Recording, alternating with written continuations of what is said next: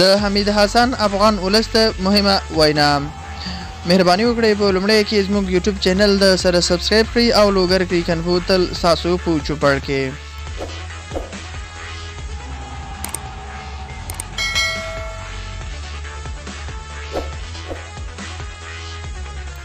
حمید حسن د افغانستان ملي لوبډلې چټک توپ اچونکی ده. هغه وایي غواړي 3 کاله نور هم له ملي لوبډلې سره ولوبیږي. حمید حسن د افغانستان یو له هغو لوبغاړو څخه دی چې په خپلو ښو لوبو سره د افغانستان ډیر پیاوړي حمید حسن د افغانستان یو له هغو لوبغاړو څخه دی چې په خپلو ښو لوبو سره افغانستان ته ډیرې بریاوې راوړي. حمید حسن چې د جمعې په ورځ د کمال خان بند جوړونکي لوبډلې سره د لوبېدو پر مهال ازادي راډیو سره په مرکه کې وویل چې 3 کاله نور هم غواړي د افغانستان ملي لوبډلې سره ولوبیږي.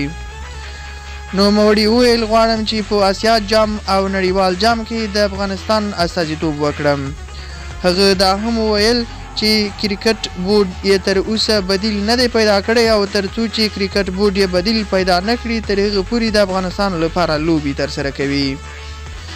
حمید حسن د ازادي راډیو خبریال د هغه سوال په جواب کې چې ستا روغتیا اوس څنګه ده وویل چې د روغتیا حالت مې اوس بیخي ښه دی او راتلونکي آسیا جام او نړیوال جام کې لوبېږم. خو حمید حسن کله هم په لوبه باندې تبصره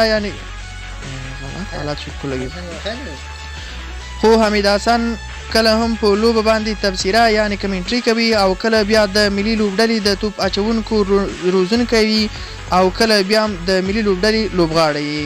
حمید حسن په 2019 نړیوال جام کې د ورځنیو لوبو څخه هغه وخت استعفا ورکړه چې په نړیوال جام کې ټپونه را تازه شول او لوبو ته دوام نشو ورکولی.